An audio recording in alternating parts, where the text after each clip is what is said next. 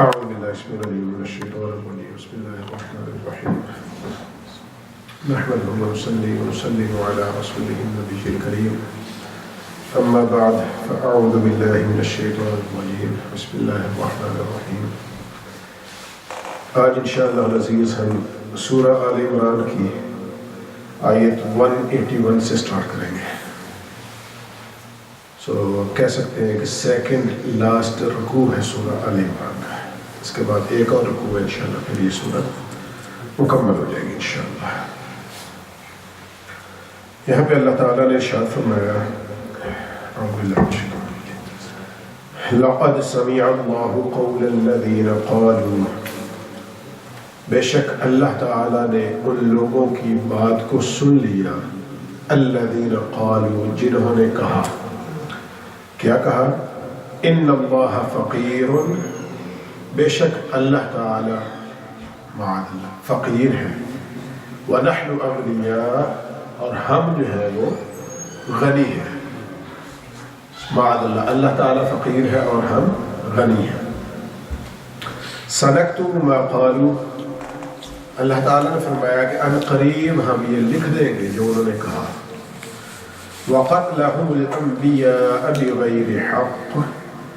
اور ان کا انبیاء کرام علیہ السلام کو ناحق قتل کرنا وہ بھی لکھ دیں گے.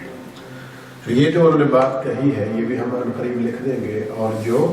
انبیاء کرام علیہ السلام کو ناحق انہوں نے شہید کیا ہے وہ بھی ہم لکھ دیں گے. وَنَقُولُ، اور پھر ہم ان سے کہیں گے ذُوقُوا عَذَابَ الْحَرِيقِ، کہ آگ کا کہ عذاب کا مزہ چکھو، کہ جو کچھ دنیا میں کہتے رہے ہو اس کے عوض آگ کے عذاب کا مزہ چکھ لو. ذَلِكَ بِمَا قَدَّمَتْ أَيْدِيكُمْ، یہ تمہارے ان اعمال کی سزا ہے جو تم نے اپنے ہاتھوں سے کیے یا اپنے آگے کر کے بھیج دیے. یعنی ایسے کام جو تم نے پہلے ہی خود کر رکھے ہیں یہ تمہارے ان اعمال کی سزا ہے. وَأَنَّ اللَّهَ، اور بے شک اللہ تعالی، لَيْسَ بِظَلَّامٍ لِلْعَبِيدِ،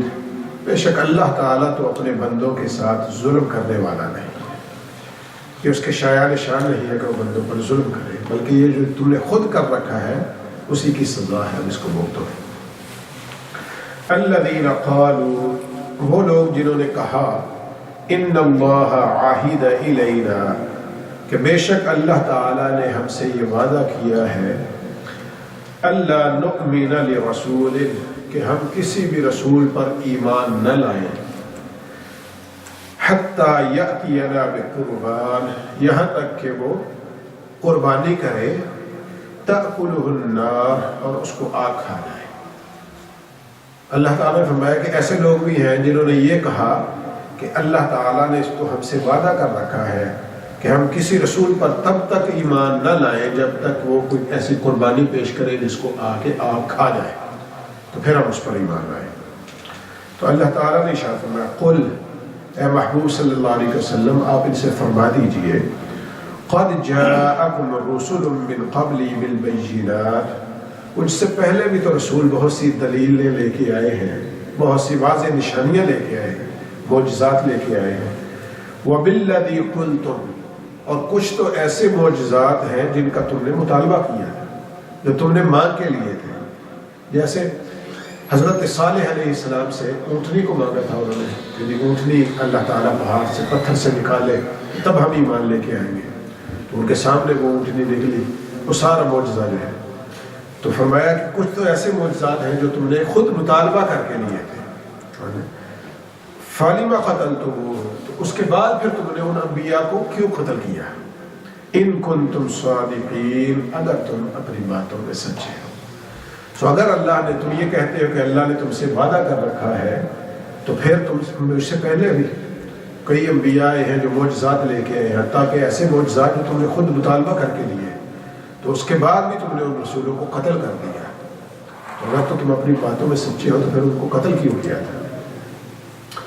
فَإِن كَذَّبُوكَ، اے محبوب صلی اللہ علیہ وسلم اگر یہ آپ کی تکذیب کرتے ہیں، آپ کو جھٹلاتے ہیں، فَقَدْ كُذِّبَ رُسُلٌ مِّن قَبْلِكَ،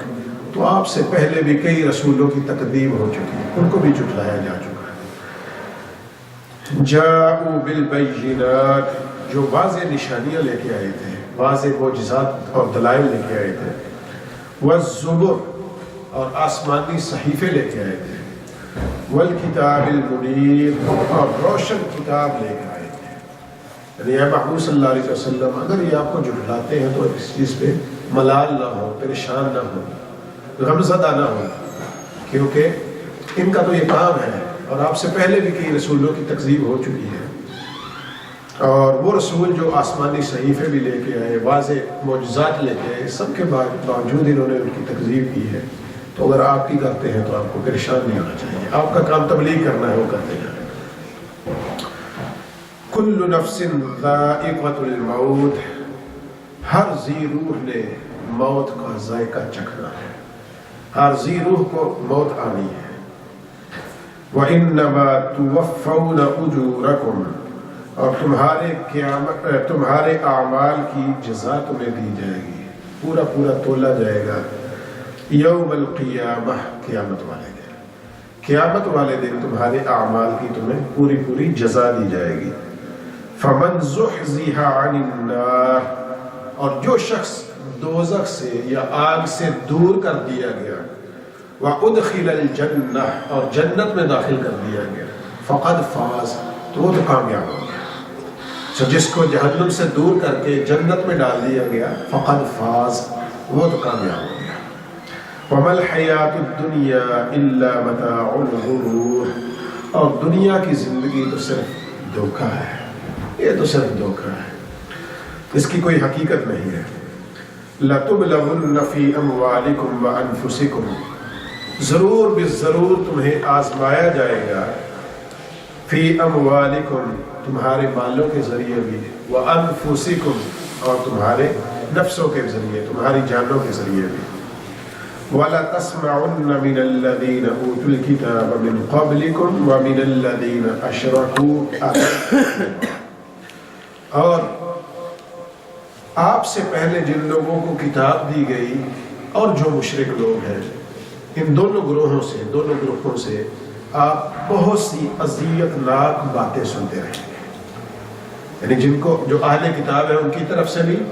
اور جو مشرک ہیں ان سے بھی آپ کو طرح طرح کی باتیں سننے کو ملے گی جو آپ کو اذیت دیں گی، تو یہ ایسا کرتے رہیں گے۔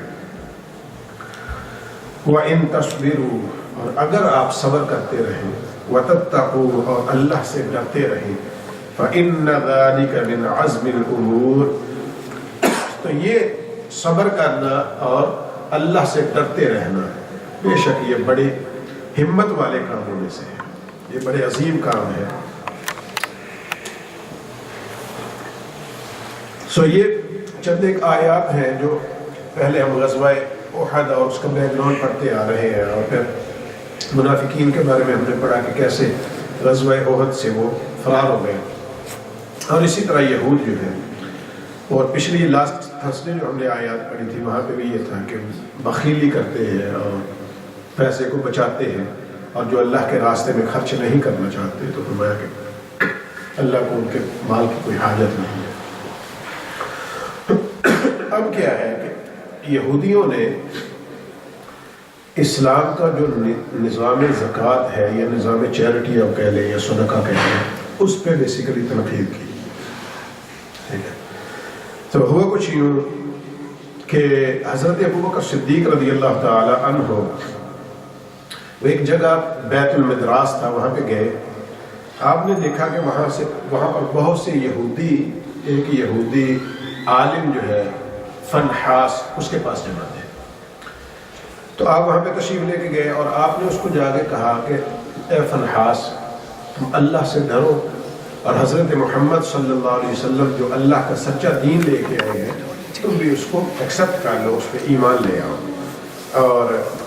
تم کو تو معلوم ہے، کیونکہ تم عالم ہو، تم کو تو معلوم ہے کہ محمد صلی اللہ علیہ وسلم جو ہے وہ اللہ کے سچے اور برحق رسول ہیں، تم تو ان کو مان لو، اور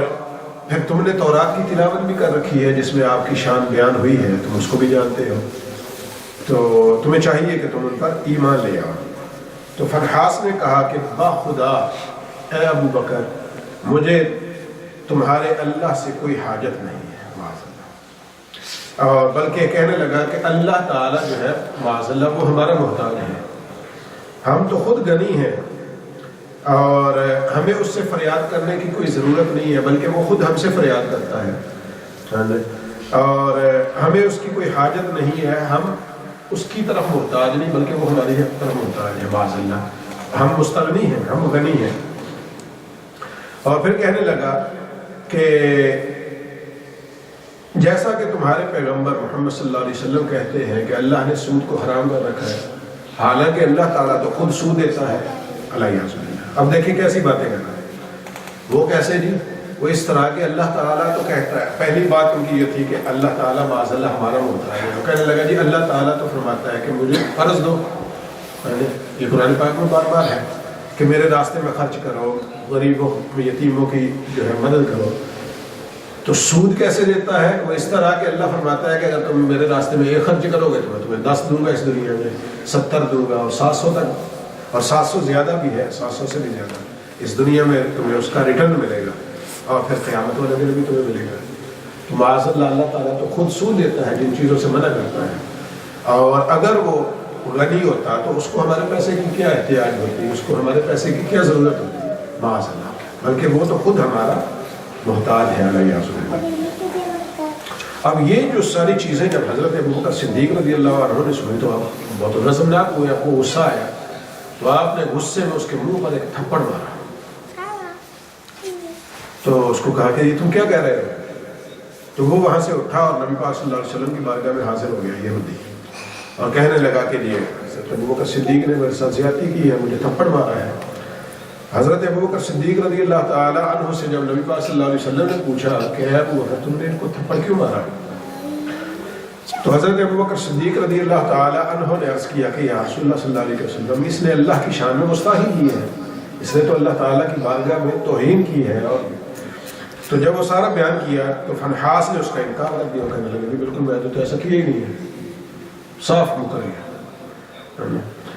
تو جب اس نے یہ کہا تب اللہ تعالیٰ نے اس کے رد میں اور حضرت ابوبکر صدیق رضی اللہ تعالیٰ عنہ کی عظمت بیان کرتے ہوئے یہ والی آیات نازل اور فرمایا کہ لقد سمع اللہ قول الذین قالوا ان اللہ فقیر ونحن اغنیاء، کہ بے شک اللہ تعالیٰ نے ان لوگوں کی اس بات کو سنا ہے کہ جو یہ کہتے ہیں کہ اللہ فقیر ہے اور ہم غنی ہیں۔ تو اللہ تعالیٰ نے اپنے پیارے محبوب صلی اللہ علیہ وسلم کے جلیل القدر صحابی سیدنا ابوبکر صدیق رضی اللہ تعالیٰ عنہ کی عظمت اور شان میں یہ آیات نازل فرمائی ہے۔ اور اس کے شان نزول میں علماء کرام نے یہ بھی بیان کیا ہے کہ جب آقا کریم صلی اللہ علیہ وسلم معراج پر تشریف لے کے گئے تو اگلے دن جب آپ نے اپنی معراج کا واقعہ جو ہے بیان کیا تو اب جو مشرکین مکہ تھے وہ حضرت ابوبکر صدیق رضی اللہ تعالیٰ عنہ کے پاس آئے اور آگے کہنے لگے کہ اے ابوبکر پہلے تو تم نے ہماری کبھی کوئی بات نہیں مانی اور تم کہتے ہو ہمیشہ کہتے ہو کہ محمد صلی اللہ علیہ وسلم سچے ہیں،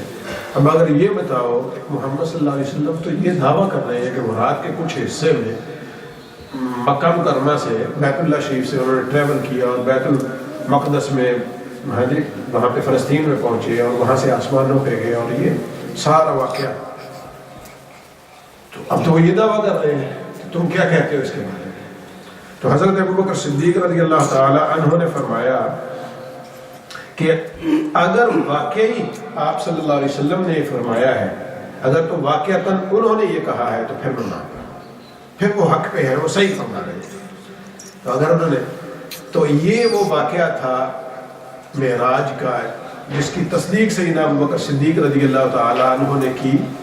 اور آپ یقین مانیں محبت جو ہے نبی صلی اللہ علیہ وسلم سے حضرت ابوبکر صدیق نے ہمیں سکھائی ہے کہ محبت جس شخص سے ہو اس کی بات آ کے بتانے والا اگرچہ مسلمان نہ بھی ہو، اگرچہ مسلمان نہ بھی ہو، لیکن اپنے محبوب کی محبت کی بات آپ دیکھیں کہ بتانے والے مشرکین تھے، تب بھی آپ نے یہ نہیں کہا کہ نہیں پہلے میں جا کے ان سے پوچھتا ہوں، یا کوئی مسلمان ہوتا آ کے مجھ سے کہتا ہو سکتا ہے تو وہ خود سے جھوٹ بول رہے ہو یا کچھ کہہ رہے ہو، تو اگر مسلمان کہتا پھر میں تصدیق کرتا، یا میں پہلے جا کے کنفرم کر لوں کہ کیا واقعی انہوں نے ایسا کہا یا نہیں کہا، نہیں، حضرت ابوبکر صدیق رضی اللہ تعالیٰ عنہ نے صرف ایک ہی چیز پوچھی ہے کہ اگر واقعی انہوں نے کہا ہے تو پھر حق کہا ہے، اگر انہوں نے ایسا کہا ہے تو پھر انہوں نے واقعتاً سیر کی ہے، وہ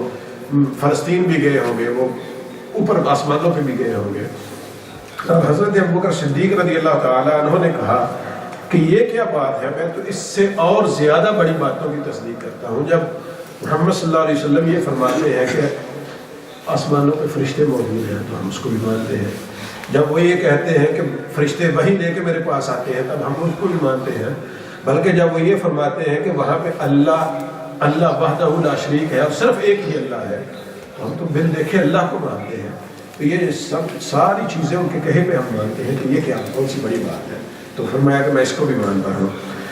تو اسی دن سے حضرت ابوبکر صدیق، حضرت ابوبکر رضی اللہ تعالیٰ عنہ کا نام جو ہے وہ صدیق پڑا ہے، یعنی یہ معراج کا واقعہ تھا جس کی وجہ سے پھر حضرت ابوبکر کو صدیق کے لقب سے ہم معروف ہوئے۔ تو ایک یہ چیز تھی کہ آقا کریم صلی اللہ علیہ وسلم کے معراج کے واقعہ کی آپ نے تصدیق کی تھی، تو گویا کہ ایک طرح سے آپ نے بنا کسی تصدیق کے آپ نے مان لیا اور آقا کریم صلی اللہ علیہ وسلم کی عظمت اور شان کی گواہی دی، تو اس کے ریوارڈ میں اب اللہ تعالیٰ نے آپ کی عظمت اور شان کی گواہی کیسے دی؟ فرمایا کہ یہ جو یہودی آگے کہتا ہے نا کہ میں نے ایسی بات نہیں کی، اللہ تعالیٰ نے پھر آپ کی تصدیق، یعنی اس تصدیق کا گویا کہ آپ کو ریوارڈ دیا ہے کہ جو میرے محبوب کی تصدیق تم نے کی تھی، اب اس کا ریوارڈ یہ ہے کہ جو تم کہہ رہے ہو اس کی سچائی پہ میں مہر تصدیق ثبت کرتا ہوں۔ تو اللہ تعالیٰ نے پھر آپ کی شان میں یہ آیات نازل فرمائی اور آپ کی تصدیق کی۔ اسی طرح پھر یہودیوں نے جو یہ کہا کہ اللہ تعالیٰ معاذ اللہ فقیر ہے اور ہم غنی ہے،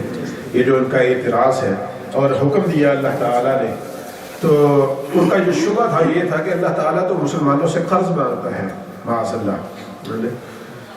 اور اس پر اصل رقم سے زیادہ اجر دینے کا وعدہ ہے، اور یہ بے عین ہی سود کی طرح ہے، اور سود تو وہ ہے جس کو اللہ تعالیٰ خود منع فرماتا ہے، اور پھر یہ اللہ کا قرض مانگنا جو ہے یہ تو معاذ اللہ اللہ تعالیٰ کی محتاجی کو ظاہر کرتا ہے۔ تو اس کا یہ جو شبے انہوں نے پیدا کیے اور جس شبوں کی بنیاد پر انہوں نے یہ اعتراض کیے، اگرچہ ان کا ڈائریکٹلی اللہ تعالیٰ کی بارگاہ پہ یا اللہ تعالیٰ کی شان میں کوئی گستاخی کرنے کا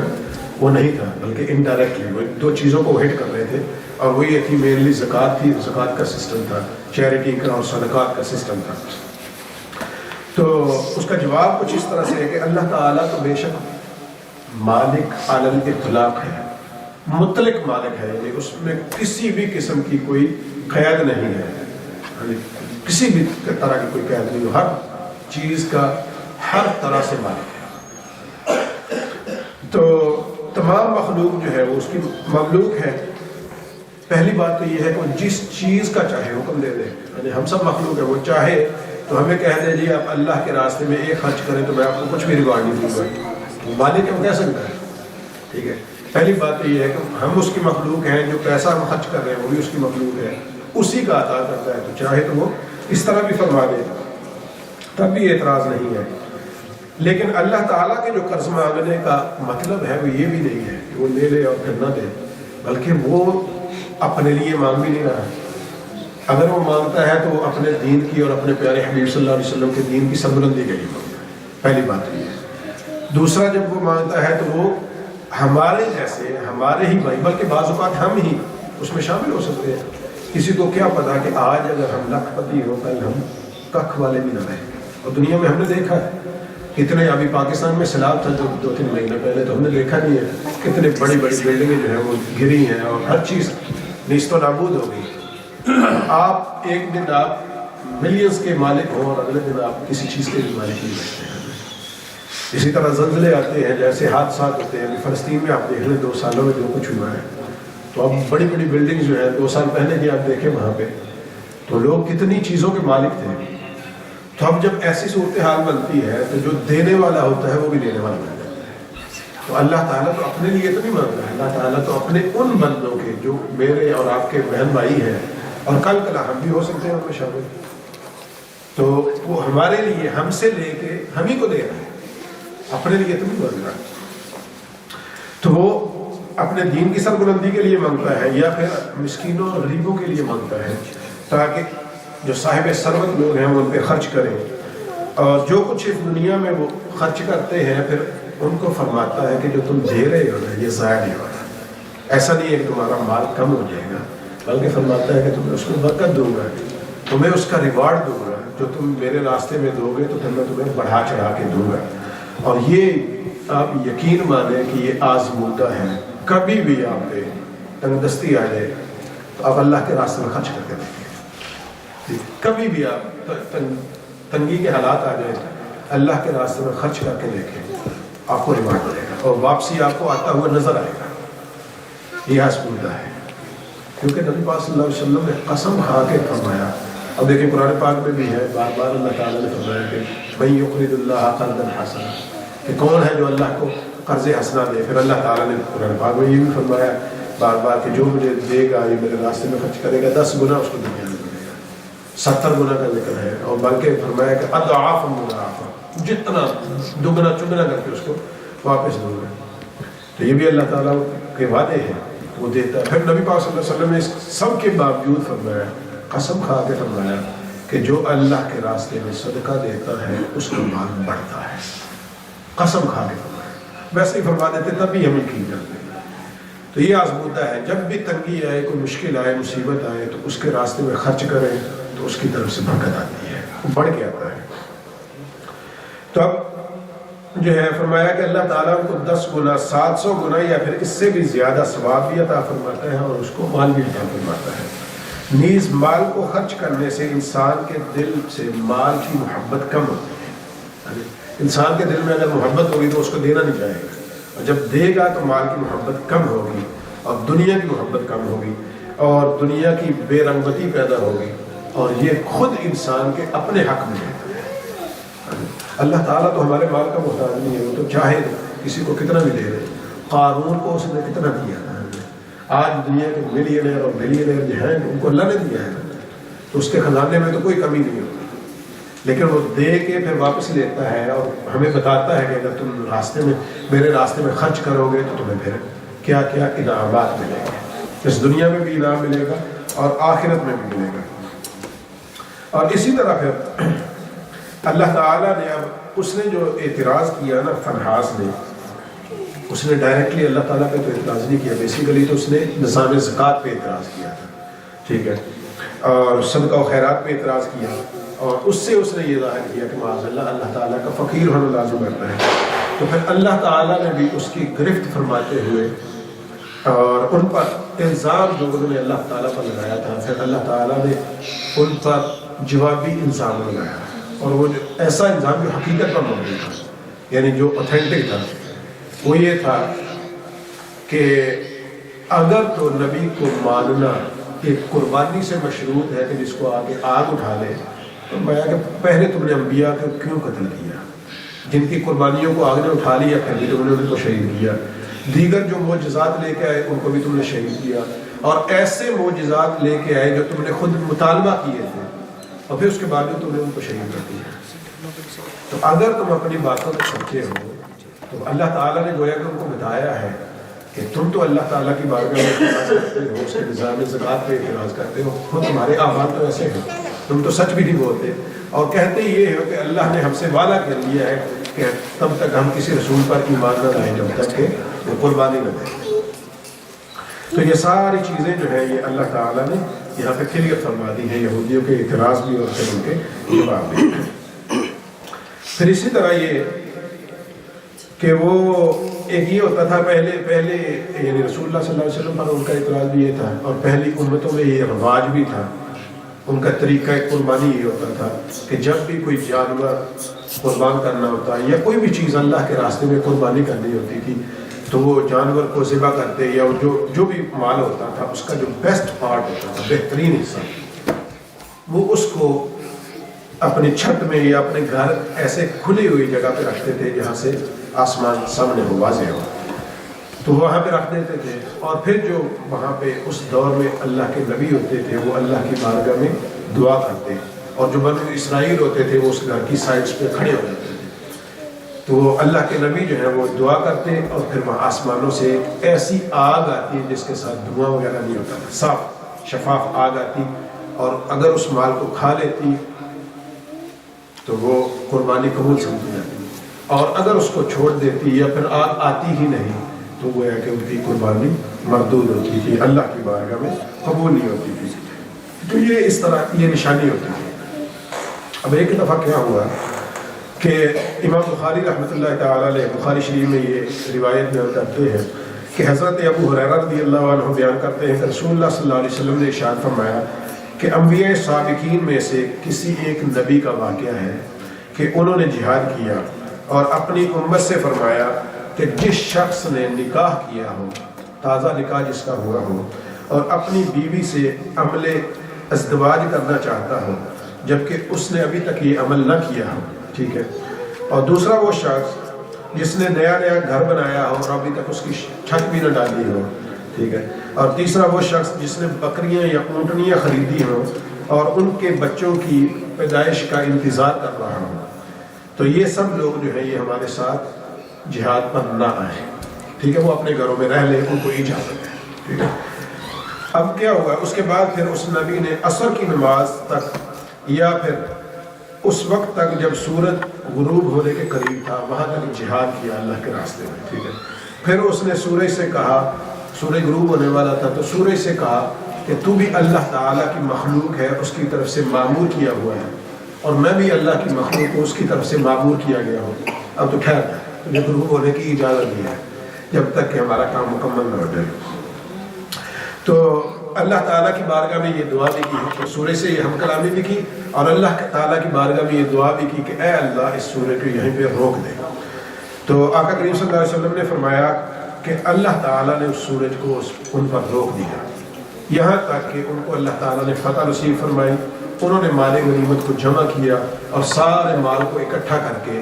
آپ کو یاد رکھنا چاہیے کہ پہلی امتوں میں مال غنیمت جو ہے وہ الاؤڈ نہیں ہوتا تھا لوگوں کو لے جانا یا اس کو استعمال کرنا،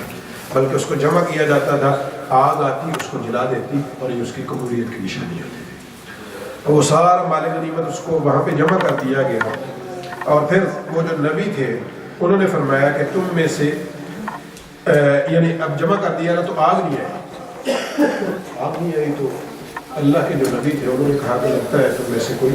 خیانت کا مرتکب ہوگا، کسی نے کچھ نہ کچھ چھپایا ہے اس وجہ سے آگ نہیں آئی۔ تو انہوں نے کہا کہ ایسا کریں کہ تم میں سے ہر قبیلے کا سردار جو ہے وہ آ کے میرے ہاتھ پر بیعت کرے۔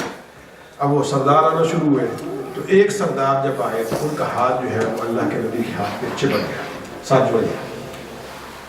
تو اللہ کے جو نبی تھے انہوں نے کہا کہ اب یہ جو سردار ہے اس کی سارے جو قبیلے والے لوگ ہیں وہ آ کے ون بائی ون جو ہے وہ میرے ہاتھ پہ بیعت کریں۔ ان میں سے وہ جو قبیلے کے لوگ تھے وہ آنا شروع ہوئے، تو ان میں سے 2-3 لوگ ایسے تھے جن کے ہاتھ جو ہے وہ اللہ کے نبی کے ہاتھ کے ساتھ چپک گئے۔ تو آپ نے فرمایا کہ تم نے خیانت کی ہے، جو کچھ بھی تم نے چھپایا ہے اس کو لے کے آؤ۔ تو وہ تب وہ گئے اور سونے کی بنی ہوئی گائے کا سر لے کے آئے،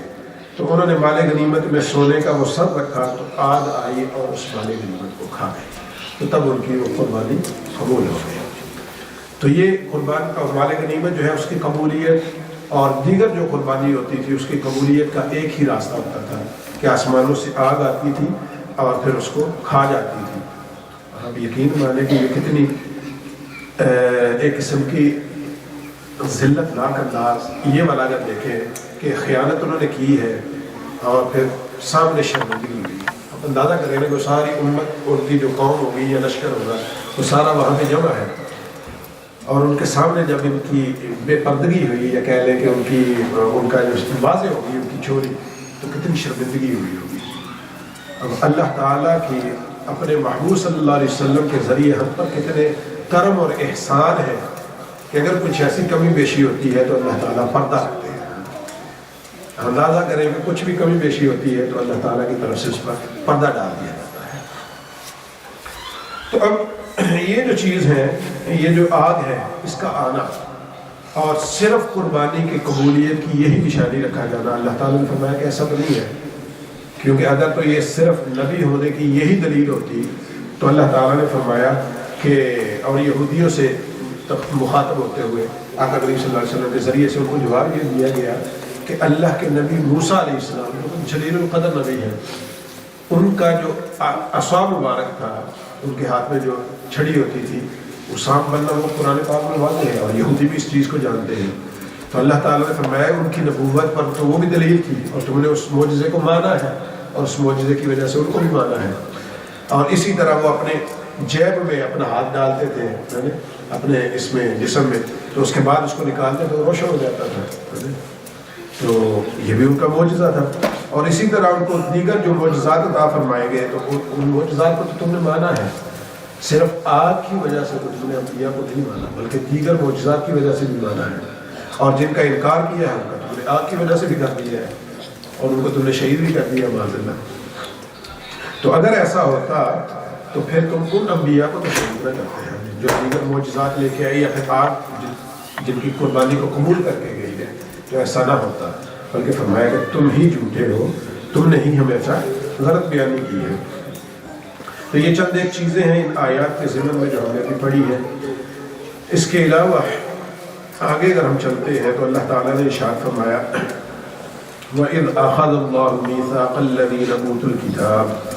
اور اے محمود صلی اللہ علیہ وسلم اور جو بھی پڑھنے والا ہے کلام مجید کو، اس کو بھی مخاطب ہے کہ یاد کیجئے اس وقت کو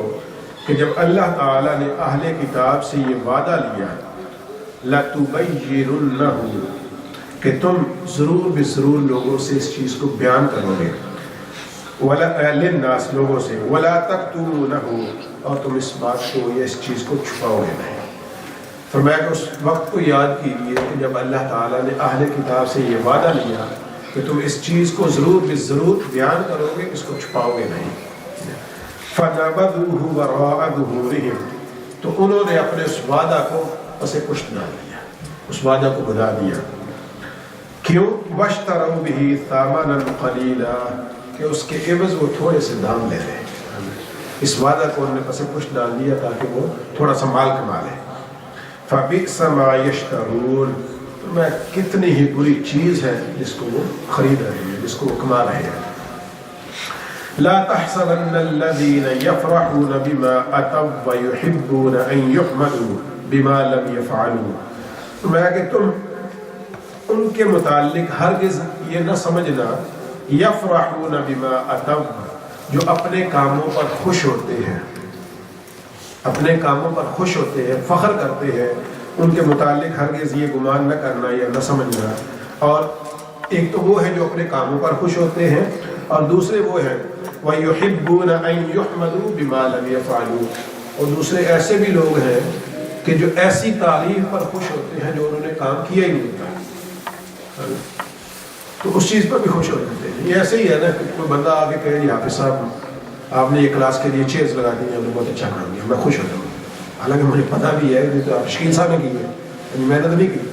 تو دل میں خوش ہو جاؤں. مجھے پتہ ہے کہ آپ تھوڑا بعد میں آئے تو آپ کو نہیں پتہ کس نے کی ہے، اور حافظ صاحب مربتاً یا نیکی کے طور پہ خوش خاموش رہے، تو میں دل میں خوش ہوتے جا رہا ہوں کہ اچھا میری تعریف ہو رہی ہے. تو ایسا کام جو آپ نے کیا ہی نہیں ہے اس پہ آپ خوش ہو. ایک وہ ہے جو کام کر کے خوش ہو اور اس پہ فخر کرتے پھرے، اور دوسرے وہ ہے جو نہ کیے ہوئے کام پہ اپنی تعریف سمیٹ لے. فَلَا تَحْسَبَنَّهُمْ بِمَفَازَةٍ مِّنَ الْعَذَابِ، فرمایا کہ ایسے لوگوں کے بارے میں ہرگز یہ گمان نہ کرنا کہ وہ عذاب سے بچ جائیں. ایک ایسے لوگ جو نہ کیے ہوئے کام پہ تعریف سمیٹ رہے ہیں،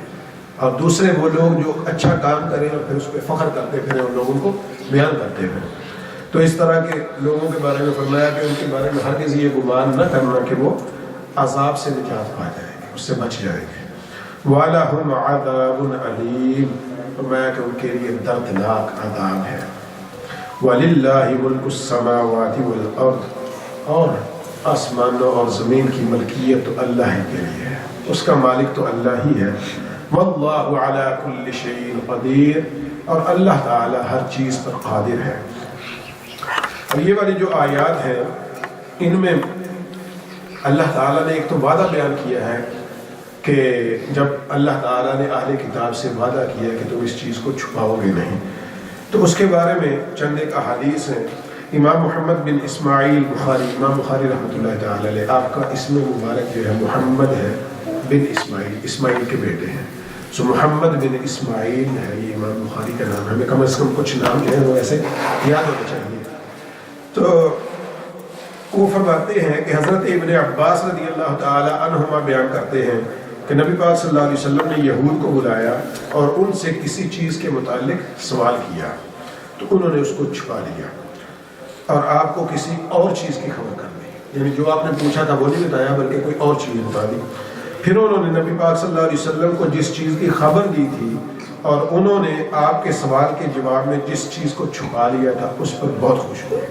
کہ ہم نے غلط چیز بتا دی ہے اور صحیح چیز کو چھپا لیا ہے، تو اس پر بہت خوش ہوئے۔ تو پھر حضرت ابن عباس رضی اللہ تعالی عنہ نے یہ والی آیت مبارکہ پڑھی اور کہا کہ وَإِذَا أَخَذَ اللَّهُ مِيثَاقَ الَّذِينَ أُوتُوا الْكِتَابَ لَتُبَيِّنُنَّهُ لِلنَّاسِ وَلَا تَكْتُمُونَهُ، کہ اہل کتاب کے اس وقت کو یاد کیجیے جب انہوں نے وعدہ کردہ چیز کو چھپا لیا اور اس کے عوض میں تھوڑے پیسے خرید لیے۔ وہ چیز کیا تھی؟ حافظ ابن حجر عسقلانی رحمۃ اللہ تعالی علیہ وہ لکھتے ہیں کہ رسول اللہ صلی اللہ علیہ وسلم نے یہود سے جس چیز کے متعلق سوال کیا تھا، وہ کہتے ہیں کہ میں نے اس کی تفسیر نہیں دیکھی، لیکن اس کے بارے میں کہتے ہیں کہ ایک قول یہ ہے کہ آپ نے ان سے تورات میں اپنی صفت کے متعلق پوچھا تھا کہ تورات میں میری کیا صفت بیان ہوئی ہے، تو انہوں نے اس کا مجملاً جواب دیا تھا، کوئی واضح جواب نہیں دیا بلکہ اس کو چھپا لیا تھا۔ اسی طرح حضرت ابن عباس رضی اللہ تعالی عنہما بیان کرتے ہیں کہ ان کو یہ حکم دیا گیا تھا کہ وہ نبی امی یعنی نبی پاک صلی اللہ علیہ وسلم کی اتباع کریں اور اللہ تعالیٰ اور اس کے کلمات پر ایمان لائیں، اور جب محمد صلی اللہ علیہ وسلم کو مبعوث فرمایا گیا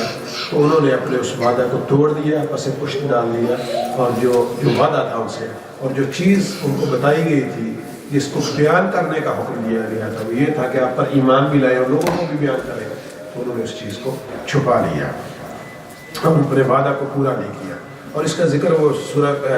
بقرہ میں بھی ہم نے پڑھا تھا، پہلے سپارے میں ہے، یا بنی اسرائیل اذکروا نعمتی التي انعمت علیکم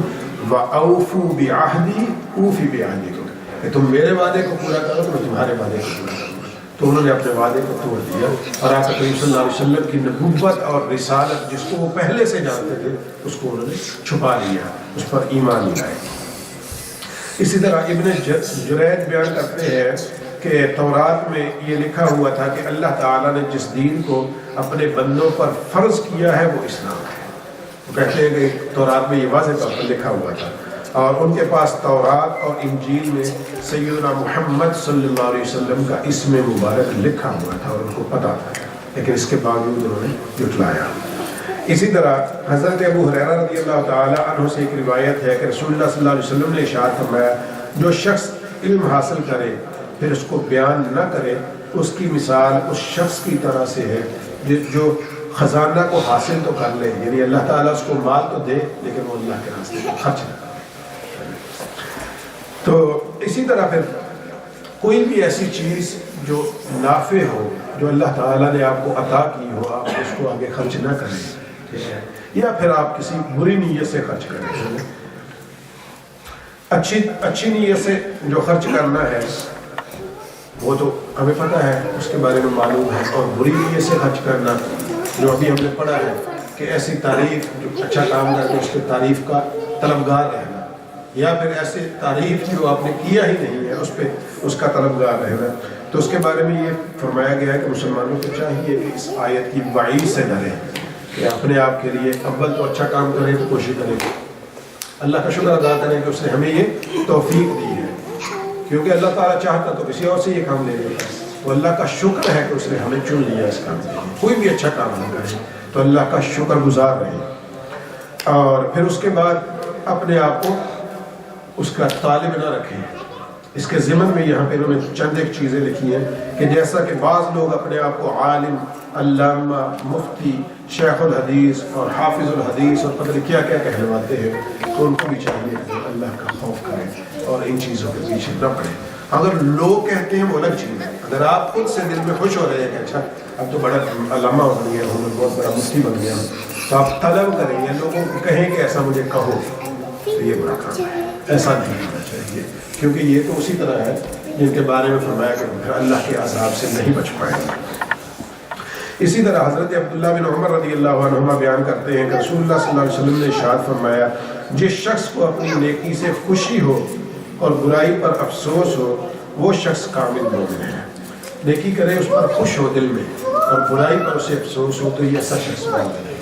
اور برا کام کر کے اس پر بھی اچھائی کی توقع کرے اور تعریفیں سمیٹنا شروع کر دے تو یہ کامل مومن نہیں ہو سکتا۔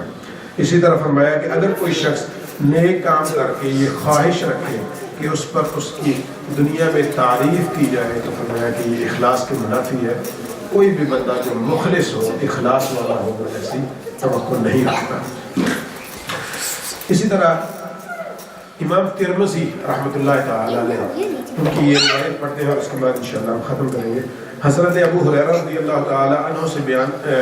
روایت ہے کہ رسول اللہ صلی اللہ علیہ وسلم نے ارشاد فرمایا، قیامت کے دن اللہ تعالیٰ بندوں کی طرف متوجہ ہوں گے تاکہ ان کا فیصلہ فرمایا جائے۔ اس وقت ہر امت اس وقت دو زانو بیٹھی ہوگی، اللہ تعالیٰ کی بارگاہ میں لوگ حاضر ہوں گے، دو زانو بیٹھے ہوں گے۔ سب سے پہلے قرآن کے حافظ کو بلایا جائے گا اور اس شخص کو بلایا جائے گا جو اللہ کے راستے میں شہید ہوا، اور اس شخص کو بلایا جائے گا جو مالدار تھا۔ تو اللہ تعالیٰ جو قاری قرآن ہے، جو حافظ قرآن ہے، اس کو بلائے گا اور اس سے پوچھے گا کہ میں نے تجھے اس چیز کا علم نہیں دیا تھا، یعنی قرآن پاک کا۔ تو وہ شخص کہے گا کہ اے اللہ، بے شک آپ نے مجھے اس چیز کا علم دیا تھا۔ تو اللہ تعالیٰ ان سے فرمائے گا کہ کیا تو نے اپنے علم کے مطابق عمل کیا؟ تو وہ شخص کہے گا کہ اے اللہ، میں دن رات قرآن کی تلاوت کرتا تھا، اس کو پڑھتا تھا۔ تو اللہ تعالیٰ فرمائے گا کہ تو جھوٹ بولتا ہے، تو جھوٹا ہے۔ فرشتے بھی کہیں گے کہ تو جھوٹ بولتا ہے۔ اللہ تعالیٰ فرمائے گا بلکہ تو نے یہ سب تو اس لیے کیا، تلاوت اس لیے کی تاکہ لوگ کہیں کہ تو بہت بڑا قاری ہے، تو بہت بڑا حافظ ہے، لوگ تمہاری تعریف کریں۔ پھر اس کے بعد مالدار شخص جو ہے اس کو پوچھا جائے گا، کیا میں نے تمہیں مال نہیں دیا؟ کیا تمہیں دولت میں نے نہیں دی؟ تو اور یہاں تک اتنی دولت دی کہ تو کسی کا محتاج نہیں تھا۔ تو کہے گا کہ یا اللہ، بے شک تو نے مجھے دولت دی۔ تو اللہ تعالیٰ فرمائے گا کہ پھر تو نے کیا کیا؟ وہ کہے گا کہ یا اللہ، میں صلہ رحمی کرتا رہا، میں لوگوں کو خرچ کرتا رہا، غریب و مسکینوں کی خدمت کرتا رہا، تیرے راستے میں لٹاتا رہا۔ تو اللہ تعالیٰ فرمائے گا نہیں، تو جھوٹا ہے، تو یہ چاہتا تھا کہ لوگ تجھے مالدار کہیں اور سخی کہیں، لوگ کہیں کہ یہ تو بہت سخی شخص ہے، یہ ہمیشہ اللہ کے راستے میں خرچ کرتا ہے۔ تو دنیا سے تعریف چاہتا تھا، تو نے لے لی تعریف دنیا میں۔ اب تو جھوٹ بولتا ہے، تو نے میرے راستے میں نہیں خرچ کیا بلکہ تو نے سخی کہلوانے کے لیے خرچ کیا۔ تو تب فرشتے بھی کہیں گے کہ تو جھوٹا ہے۔ تو اس کے بعد تیسرے اس شخص کو بلایا جائے گا جو اللہ کے راستے میں قتل کیا گیا، تو اس سے پوچھا جائے گا تجھے کیوں قتل کیا گیا؟ تو وہ کہے گا کہ مجھے تیری راہ میں جہاد کا حکم دیا گیا تھا، سو میں نے قتال کیا، یہاں تک کہ میں قتل کر دیا گیا، شہید کر دیا گیا۔ تو اللہ تعالیٰ فرمائے گا کہ تو جھوٹ بولتا ہے۔ فرشتے بھی کہیں گے کہ تو جھوٹ بولتا ہے، بلکہ تیرا ارادہ تو یہ تھا کہ لوگ تجھے یہ کہیں کہ یہ فلاں بہت بہادر ہے، بہت ہمت سے لڑا ہے، بہت بہادری سے لڑا ہے، یہاں تک کہ یہ مار دیا گیا۔ تو نے تو صرف یہ کہلوانے کے لیے کہ بہادری سے لڑتا رہا، یہ کہلوانے کے لیے تو لڑتا رہا، تو اب میرے لیے تو نہیں لڑا۔ تو میں کہ اس شخص سے بھی یہ کہا جائے گا کہ تو جھوٹا ہے۔ پھر رسول اللہ صلی اللہ علیہ وسلم نے اپنے گھٹنے پر ہاتھ مار کر فرمایا کہ اے ابو ہریرہ، یہ پہلے وہ 3 شخص ہیں جن سے دوزخ کی آگ کو بھڑکایا جائے۔ فرمایا کہ یہ ایسے لوگ ہیں جن کے ساتھ دوزخ کی آگ کو بھڑکانا شروع کر دیا جائے گا۔ تو یہ وہ لوگ ہیں جو تعریف دنیا سے چاہتے ہیں۔ ابھی جو ہم نے پڑھی آیت مبارکہ کہ ایک اچھا کام کرے اور پھر دنیا سے لوگوں سے تعریف چاہے، اور ایسے لوگ جو اچھا نہ کریں پھر بھی تعریف چاہیں، تو یہ دونوں جو ہے یہ وعید کے اور عذاب کے مستحق ہیں۔ اللہ تعالیٰ سے دعا ہے کہ ہمیں ان لوگوں سے محفوظ فرمائے اور ایسی خواہشات سے محفوظ فرمائے، کیونکہ یہ دل میں آ جاتی ہے جب بھی کوئی اچھا کام کرے تو پھر فور کیا آتا ہے کہ کوئی نہ کوئی آئے، اور بلکہ آج کل تو رواج پڑ گیا ہے کہ کوئی نہ بھی کہے۔ مثال کے طور پہ کیا ہوتا ہے، ہم کسی کو کھانے میں بلاتے ہیں اور جیسے ہی وہ پہلا لقمہ منہ میں ڈھا، جی کیسا لگا جی، یہ ہوتا ہے کہ نہیں نارملی، اور فلفور چاہتے ہیں کہ ہماری تعریف ہو، کہ پتہ چلے کہ ہم نے کھانا کیسا بنایا ہے، فلفور ہم اپنی تعریف چاہتے ہیں۔ بعض اوقات تو ایسا ہوتا ہے کہ منہ میں لقمہ رکھا بھی نہیں ہوتا پہلے، ہاں نہیں کیسا لگا ہے، بندہ کہتا ہے کھانے تو دے، پھر بھی بتا سکتا ہوں کہ کیسا لگا ہے۔ تو ہمارے اندر یہ جو تعریف کی خواہش ہے اتنی بڑھ گئی ہے کہ ہم اگر کوئی نہیں کرتا تو ہم کہہ کے کہلواتے ہیں، کہہ کے تعریف کرواتے ہیں، اور یہ کتنی بری عادت ہے، یہ ہم نے ابھی پڑھ لیا قرآن و حدیث کی روشنی میں کہ یہ کتنی بری یہ عادت ہے۔ تو اس سے ہمیں بچنا چاہیے، ہمیشہ بچتے رہنے کی کوشش کرنی چاہیے، کیونکہ جو کام بھی ہم کریں اخلاص اور اللہ تعالیٰ کے راستے میں مخلص ہوتے ہوئے کریں، تبھی ہمیں اس کا انعام ملے گا، ورنہ ایسا نہ ہو کہ ہم سارا کچھ کر کے بھی کل قیامت والے دن ان لوگوں میں داخل ہو جائیں جن کے ساتھ جہنم کو بڑھایا جائے گا، جو ابتدائی ایندھن بن جائے گا۔ سو سب کچھ اچھے اعمال بھی کیے اور کسی کام بھی نہ آئے، بلکہ جو جس پر ہم بھروسہ کیے بیٹھے تھے ان اعمال پر، وہ تو الٹا جہنم کا ایندھن بنانے کے لیے استعمال ہوئے۔ تو اللہ تعالیٰ سے دعا ہے کہ اللہ تعالیٰ ہمیں اپنی بارگاہ میں اخلاص عطا فرمائے، اور جو بھی اچھا عمل ہم کریں صرف اور صرف اس کی رضا کے لیے کریں، اور اسی کی خوشنودی چاہیں، اسی سے جو ہے انعام اور ریوارڈ کی توقع رکھیں۔ اگر ہم اپنے اندر اخلاص لے آئیں، یقین مانے جو تعریف ہم چاہتے ہیں وہ اللہ تعالیٰ خود ہی کروا دیتا ہے۔ اب اخلاص کے ساتھ کوئی بھی کام کرے، آپ کو کسی کو بتانے کی ضرورت نہیں پڑتی، لوگ خود بخود بولتے ہیں، آپ وہ کہتے ہیں نا آپ کا کام بولتا ہے، تو اللہ تعالیٰ خود آپ کی تعریف کروا دیتے ہیں۔ حدیث شریف میں ہے نا کہ جب بندہ اللہ تعالیٰ کا قرب حاصل کر لیتا ہے تو پھر اللہ تعالیٰ جبرائیل امین کو بلا کے فرماتے ہیں کہ جبریل یہ میرا بندہ جو ہے نا یہ مجھے محبوب ہے، تو بھی اس سے محبت کر، تو پھر جبریل بھی اس سے محبت کرتے ہیں، اور پھر وہ فرشتوں میں جا کے اہل سما کے بارے میں ہے کہ آسمانوں پہ وہ ندا دیتے ہیں حضرت جبریل کہ اللہ تعالیٰ اس بندے سے محبت کرتا ہے، تم بھی اس سے محبت کرو، وہ بھی اس سے محبت کرتے ہیں۔ پھر وہ اہل دنیا میں اعلان فرما دیا جاتا ہے کہ اللہ اس بندے سے محبت کرتا ہے، تم بھی اس سے محبت کرو، تو تب اہل دنیا بھی اس سے محبت کرنا شروع کرتے ہیں۔ تو یہ ایک یہ بھی لائن ہے، ایک یہ بھی طریقہ کار ہے، اور ایک دوسرا راستہ وہ بھی ہے جو ہم چاہ کے کرواتے ہیں۔ تو بیسٹ راستہ تو یہی ہے جو اللہ تعالیٰ کی طرف سے آتا ہے۔ تعریف تب بھی ہوتی ہے لیکن وہ اللہ تعالیٰ کی طرف سے کرائی جاتی ہے۔ تعریف ادھر بھی ہوتی ہے بمشکل اور کوشش کر کے ہم کروا لیتے ہیں، لیکن یہ نقصان کروا دیتے ہیں۔ تو اللہ تعالیٰ سے دعا ہے کہ اللہ تعالیٰ ہمیں اخلاص عطا فرمائے اور اپنا مخلص بندہ بنائے، اور ہمیشہ صرف اور صرف اپنی رضا کے لیے ہمیں کوئی بھی اچھا کام کرنے کی توفیق عطا فرمائے۔ وما علی الا البلاغ۔ یہ آج کا درس یہاں تک مکمل ہوا، ایک رکوع ہمارا باقی ہے انشاءاللہ سورہ آل عمران، اس کے بعد کمپلیٹ ہو جائے گی۔ اس کے بارے میں اگر کوئی سوال ہے اختصار کے ساتھ آپ پوچھ سکتے ہیں، اگر نہیں ہے تو میرے پاس ایک خبر ہے، وہ یہ ہے کہ نیکسٹ 4 جو ریسرچ پہ ہماری تھرسڈیز کو ہماری کلاس نہیں ہو پائے گی، کیونکہ انشاءاللہ عزیز سنڈے کو پاکستان کے لیے ٹریول کر رہا ہوں۔ تو آپ سے ریکویسٹ بھی ہے کہ دعا بھی یاد رکھیے، اور اللہ تعالیٰ جو سفر ہے وہ آسانی کے ساتھ جانا ہو، انشاءاللہ خیریت سے واپسی ہوئی تو 25 کو انشاءاللہ واپسی ہوگی دسمبر کو، اس کے بعد جو تھرسڈے ہے انشاءاللہ واپسی اسی طرح سے ملاقات ہوگی، اور اسی طرح سے یہ سلسلہ جاری و ساری رہے گا۔ اللہ تعالیٰ ہمارے تمام خواہشوں کو قبول فرمائے، اور جتنے دوست آپ سبھی احباب جو ہے یہ کھانے کا انتظام کرتے ہیں، اللہ تعالیٰ سب کی خواہشوں کو بھی قبول فرمائے۔ اور آج کا جو ہے ہمارے محترم شہزاد بھائی کی طرف سے کیا گیا ہے، اللہ تعالیٰ ان کی خواہش کو قبول فرمائے، اور جس مقصد کے لیے انہوں نے کیا ہے اس میں کامیابی دے، کہ رزق میں برکتیں دے، ان کے والدین کو اللہ تعالیٰ آخرت میں ان کے لیے ان کی منازل کو آسان بنائے، جنت الفردوس کا مقام ہو، ان کو بچوں کو دے کر صالح کرے، ہم سب کے بچوں کو اللہ تعالیٰ دے کر صالح کرے۔ اس پر ہمارے محترم شعیب بھائی جو ہماری مسجد کا اب کہہ لیں جیسے کیا ہے 5 پلرز آف اسلام ہے نا، یہ ہماری مسجد کے ون آف دا پلر ہے ماشاءاللہ۔ ان کی خالہ جان کا انتقال ہوا ہے پچھلے دنوں پاکستان میں، تو ہم سب سے دعا ریکویسٹ ہے کہ آپ ان کی خالہ جان کے لیے بھی دعا کریں۔ ہم دیکھیں کہ نارملی کہتے ہیں نا کہ کسی دوسرے کا ایک ہم سنتے ہیں نا کہ ہر بندہ کا اپنا عمل جو ہے وہی آپ کے کام آتا ہے. یہ صحیح بات ہے. آپ کا اپنا عمل ہی آپ کے کام آتا ہے،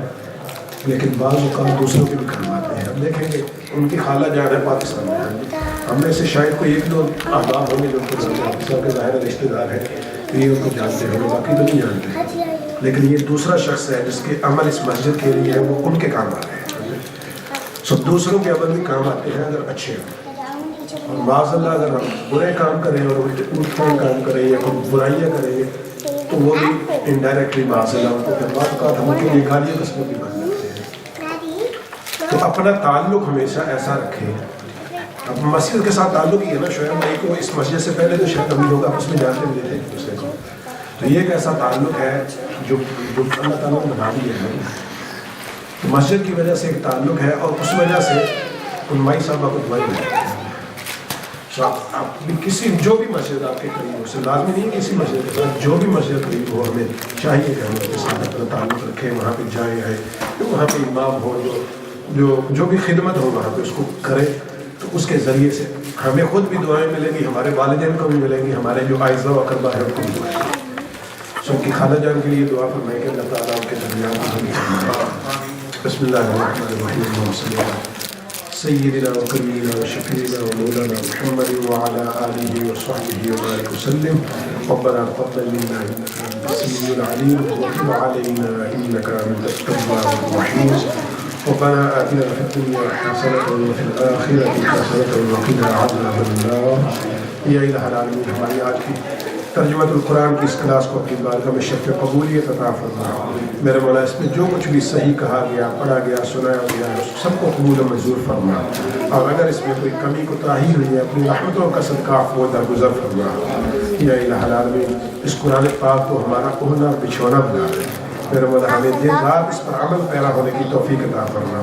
دن رات اس کی تلاوت کرنے کی توفیق عطا فرما. اس کی تلاوت کے بعد اس کو سمجھنے کی بھی توفیق عطا فرما، اور اس کو سمجھ کر اس پر عمل پیرا ہونے کی بھی توفیق عطا فرما. یا الہ العالمین قرآن پاک کو ہماری آنکھوں کا نور بنا، اس کو ہمارے سینوں کا نور بنا، اس کو ہماری اس دنیا میں بھی نور بنا. قرآن پاک کو ہماری آخرت میں بھی نور بنا. ہماری قبروں کو بھی قرآن پاک کے نور سے منور فرما. میرے مولا قیامت کے دن اس کو ہمارا شفیع و مددگار بنا. الصراط پر اس کو ہمارا ساتھی بنا. جنت میں قرآن پاک کو ہمارا ساتھی بنا. یا الہ العالمین قرآن پاک کے جتنے بھی احکام ہیں ان پر ہمیں عمل پیرا ہونے کی توفیق عطا فرما. اور جن چیزوں سے منع کیا گیا ہے میرے مولا ہمیں ان سے رکنے کی توفیق عطا فرما.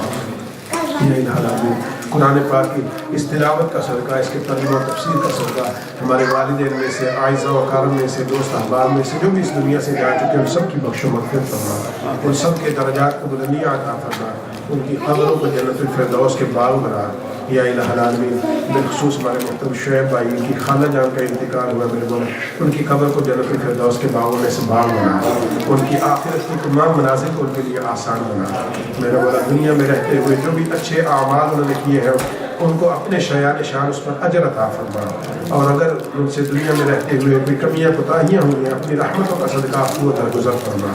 میرے مولا قبر میں ان کو آقا کریم صلی اللہ علیہ وسلم کی زیارت و پہچان نصیب فرما. بروز حشر ان کو آقا کریم صلی اللہ علیہ وسلم کی شفاعت نصیب فرما. یا الہ العالمین ہمارے والدین میں سے، اعزاء و اقارب میں سے جو بھی اس دنیا سے جا چکے سب کی بخش و مغفرت فرما. سب کی قبروں کو جنت الفردوس کے باغ بنا.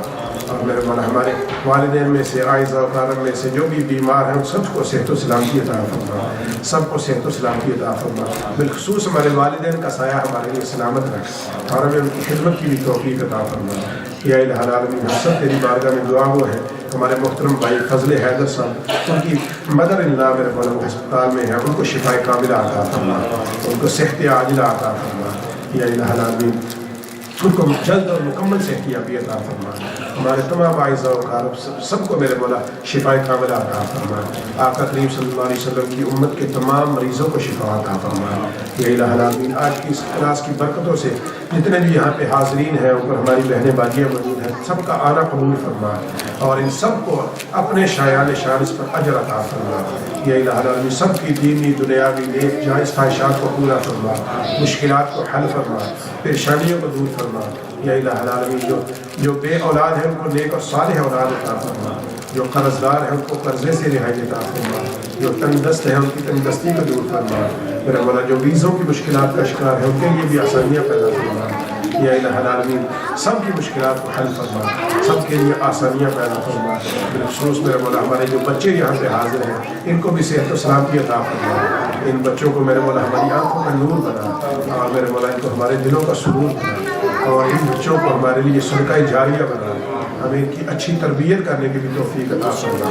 اور میرے مولا ان بچوں کو ہمارے لیے ہماری دنیا و آخرت میں کامیابی کی ضمانت بنا، اور ان کو ایسا بنا میرے مولا جیسا تو اور تیرے محبوب صلی اللہ علیہ وسلم کی رضا ہے۔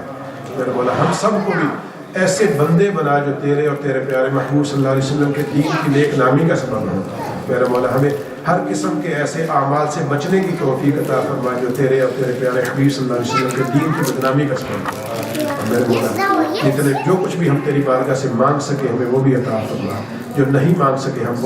وہ بھی عطا فرما۔ اور آج کی اس محفل کے کھانے کا انتظام ہمارے محترم شہزاد بھائی کی طرف سے کیا گیا ہے، ان کی اس کاوش کو قبول فرما، اور اس کا صدقہ میرے مولا ان کے رزق میں، کاروبار میں، مال میں، جان میں، اولاد میں برکت عطا فرما، ان کے والدین مرحومین کی بخش و مغفرت فرما، اور میرے مولا ان کے لیے آخرت میں ان کے لیے آسانیاں پیدا فرما، ان کی قبروں کو جنت الفردوس کے باغ بنا، یہ حالات میں ان کی قبروں کو جنت الفردوس کے باغ بنا، اور ان کو اور ان کی فیملیز کو، ان کے بچوں کو میرے مولا نیک اور صالح بنا، ہر قسم کی خوشیاں نصیب فرما، ہر قسم کی پریشانیوں سے محفوظ فرما۔ اور بالخصوص ہمارے محترم مجید بھائی، انہوں نے مسجد کا پچھلے دنوں کافی کام کیا ہے، آپ سب نے بھی دیکھا ہوگا، ان کے لیے بھی دعا گو ہیں، اور آپ سب بھی دعا کریں کہ اللہ تعالیٰ ان کو بھی صحت و سلامتی عطا فرمائے، اور ان کو اسی طرح اور ہم سب کو اسی طرح مسجد کی خدمت کرتے رہنے کی توفیق عطا فرمائے، اور ان کی اس خدمت کا صدقہ ان کے بھائی حافظ عبد الرؤوف صاحب پاکستان میں بیمار ہیں، ان کو شفا عطا فرمائے، میرے مولا ان کو شفا کاملہ عطا فرمائے، صحت عاجلہ عطا فرما، یا الہ العالمین سب مریضوں کو شفا عطا فرما، سب پریشان حالوں کی پریشانیوں کو دور فرما۔ ربنا اغفر لنا ولإخواننا الذين سبقونا بالإيمان ولا تجعل في قلوبنا غلا للذين آمنوا ربنا إنك رؤوف رحيم، وصلى الله تعالى على خير خلقه ورسوله محمد وعلى آله وصحبه